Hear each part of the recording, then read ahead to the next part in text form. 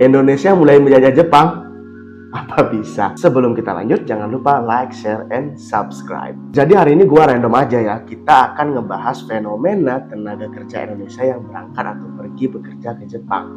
Karena jujur aja, FYP TikTok gua seharian ini isinya tenaga kerja Jepang semua. Nah, menariknya fenomena ini makin hari makin terlihat. Asik untuk kita bahas ya. Jadi kita pengen ngulas nih sejauh mana tenaga kerja yang berangkat ke Jepang itu bisa melakukan ekspansi besar-besaran di Jepang sana. Kalau kita berbicara statistik, di Jepang sendiri diramalkan akan terjadi penurunan secara demografi ya, secara penduduk. Karena di sana terlalu banyak lansia dan anak-anak mudanya mulai tidak melakukan reproduksi atau sangat sedikit yang menikah dan memiliki anak seperti itu ya. Dan ini sebenarnya kesempatan besar untuk kita anak-anak muda yang ada di Indonesia untuk melakukan ekspansi ke sana karena mereka membutuhkan sangat banyak tenaga produktif untuk bekerja di bidang-bidang tertentu.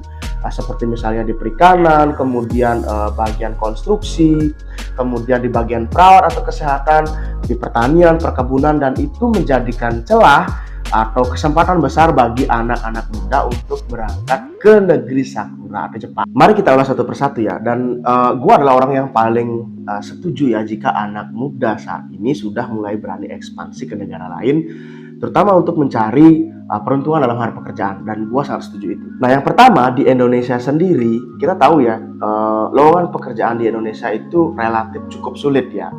Dan juga syaratnya banyak banget, kadang harus berpenampilan menarik, pengalaman bekerja minimal 1-2 tahun, kemudian harus tinggi badan sekian sentimeter. Nah, ini juga menjadi kendala bagi anak-anak muda sekarang ketika mau masuk ke dunia pekerjaan atau dunia bekerja gitu ya.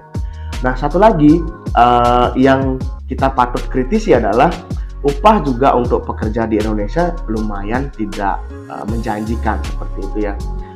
Ya intinya masih rendah lah. Tetapi kenapa ini menjadikan peluang bagi anak-anak muda ini untuk berangkat ke Jepang atau ke luar negeri sana? Karena memang ada perbedaan kurs atau perbedaan nilai mata uang dari negara kita dengan negara lain. Contoh aja misalkan negara kita rupiah dengan dolar, tentu kursnya berbeda. $1 bisa sampai 14.000 sampai 15.000 rupiah malah. Dan ini yang menjadikan kenapa makin banyak anak muda itu berangkat ke luar negeri. Dan kita akan bahas khususnya hari ini adalah Jepang. Dan yang kedua, di Jepang sendiri memiliki tingkat disiplin yang cukup tinggi ya dalam hal pekerjaan. Jadi mereka itu benar-benar bekerja strict dengan jam kerjanya, kemudian ada lembur yang dibatasi, misalkan tidak harus overuse gitu ya tenaga kita, jadi ada batasan-batasan tertentu. Dan satu lagi penghargaan dari segi pekerjaan yang kita kerjakan, terutama lembur ya. Lembur itu dibayar, jadi nggak kayak di Indonesia. Kalau kita mau lembur ya ada yang dibayar, ada yang hampir tidak dibayar atau bahkan cuma dimanfaatkan. Yang berikutnya adalah upah kerja. Saya sempat sharing sama beberapa orang yang sudah berangkat ke Jepang gitu ya, sudah bekerja di sana via Zoom, kadang via WhatsApp juga, mengatakan bahwa anggap saja kalau kita sebagai seorang tenaga kerja di Indonesia, mungkin maksimal kalau kita bisa dapatkan 1 bulan itu adalah kisaran 3-5 juta kalau kita bekerja di sebuah instansi ya. Kita ambil rata-rata lah, bilang 3-5 juta atau ya maksimal sekali 8 juta atau 10 juta rupiah.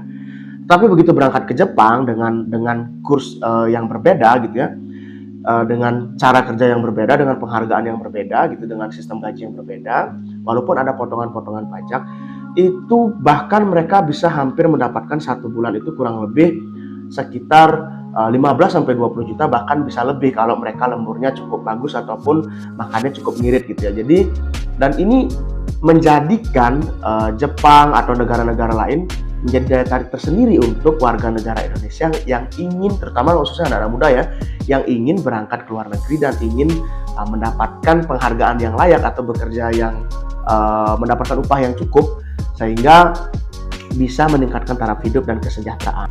Selanjutnya faktor dari segi kondisi alam ya. Jepang itu memiliki kota yang cukup tertata rapi, kemudian ramah juga orangnya, dan juga tidak terlalu bising yang pasti kalau di suasana pedesaan.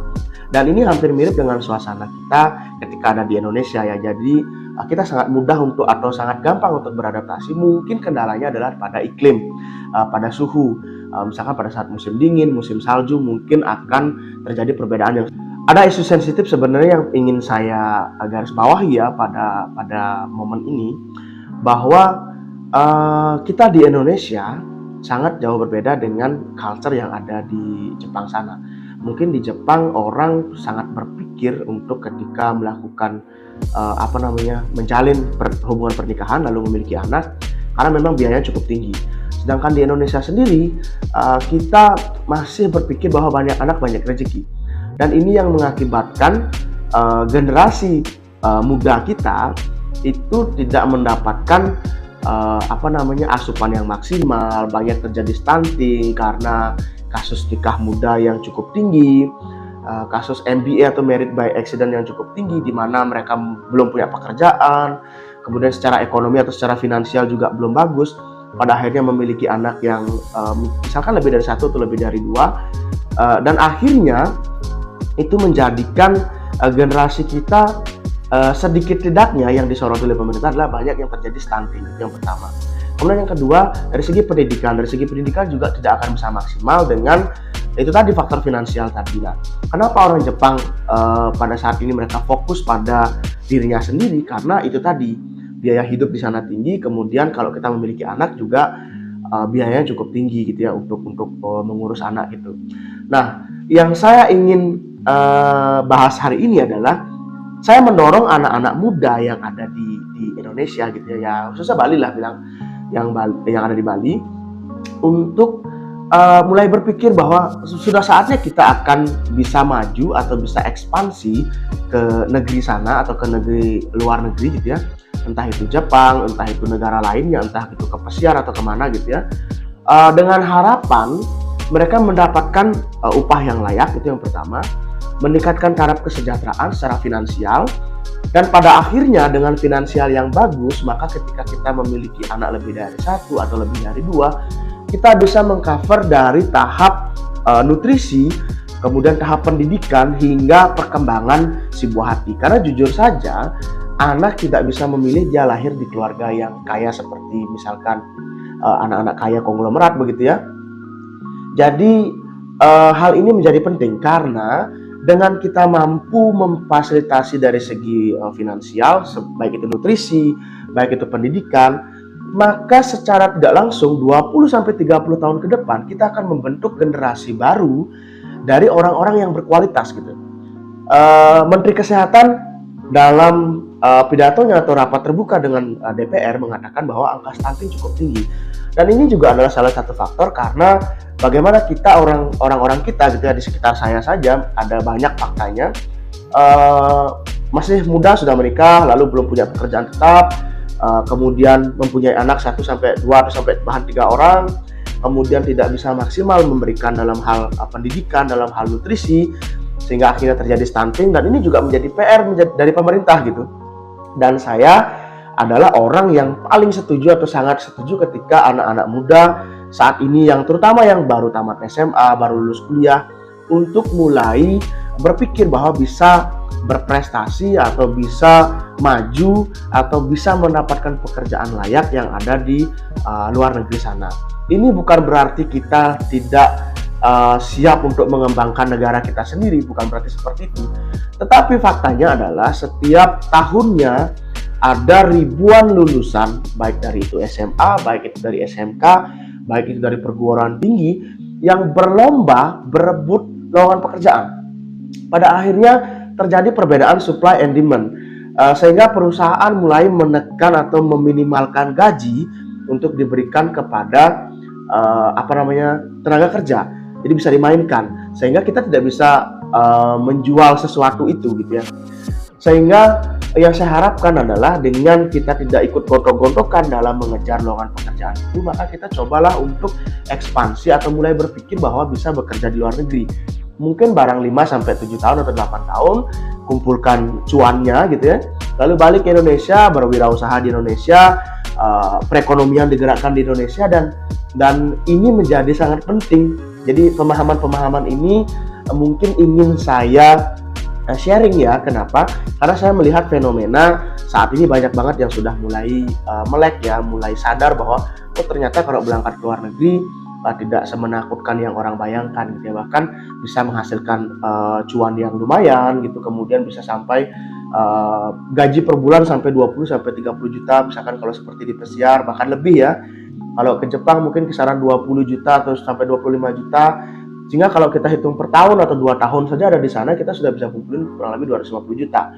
Jadi kalau misalnya kita capek nih 2 tahun gitu pulang ke Indonesia, lalu sampai di Indonesia kita berwirausaha, membuat sebuah usaha gitu ya. Lalu kita bergerak dari situ, perekonomian juga akan bergerak. Dan ini sepertinya harus dikampanyekan, harus disosialisasikan, karena bukan berarti kita tidak cinta Indonesia, tetapi pada kenyataannya lowongan kerja di Indonesia sudah semakin sempit. Ke depan akan banyak pekerjaan-pekerjaan yang akan digantikan oleh mesin, bahkan AI gitu ya. Dan ini akan menjadi peluang. Jadi buat kalian yang sekarang masih duduk di bangku SMP, SMA, atau sedang kuliah, harus sudah mulai membekali diri gitu ya, sudah mulai self improvement gitu ya, untuk meningkatkan knowledge-nya atau pengetahuannya di bidang bahasa. Jangan sampai setelah tamat baru bersiap-siap untuk belajar bahasa gitu. Jadi disiapin dari sekarang, mulai belajar bahasa Jepang, mulai belajar bahasa Inggris, bahasa Jermani, Spain, Rusia, atau apapun itu, sehingga punya modal awal untuk ketika kita akan melakukan ekspansi ke luar negeri sana. Jadi ini perlu disclaimer ya, ini adalah pendapat pribadi saya, bukan pendapat dari banyak orang gitu ya. Jadi jika kalian suka dengan pendapat saya, silahkan tulis di kolom komentar. Tapi jika kalian merasa ada hal-hal yang perlu diperdebatkan, misalkan ada hal-hal yang perlu kita diskusikan, silahkan tulis saja di kolom komentar. Karena sejujurnya pendapat pribadi ini kita nggak bisa batasi ya. Jadi ini adalah pendapat yang berdasarkan apa yang saya lihat fenomena di lapangan gitu ya. Sehingga harapannya adalah kita bisa membuka secara luas atau membuka cara pandang kita sebagai seorang anak muda gitu ya, untuk bisa lebih sukses ke depannya. Next, kita bahas video apa lagi secara random aja ya. Jadi biasanya kalau saya melihat sesuatu yang agak menggelitik gitu, biasanya saya tertarik untuk membuat video, lalu saya share nih di YouTube saya, atau biasanya di TikTok saya atau di medsos saya, sehingga saya bisa dapat advice atau dapat saran dan dapat juga masukan, sehingga kita bisa berdiskusi lebih lanjut dan kita bisa grow up sama-sama gitu ya. Kita bisa berkembang dan bertumbuh bersama-sama, sehingga harapannya kita bisa sukses bareng-bareng. Thanks for watching. Jangan lupa like, share, and subscribe YouTube saya, Gede Adi Rantawan atau Adi Rantawan. Jika kalian suka, jangan lupa di like dan juga share. Terima kasih sekali lagi menonton video ini. See you.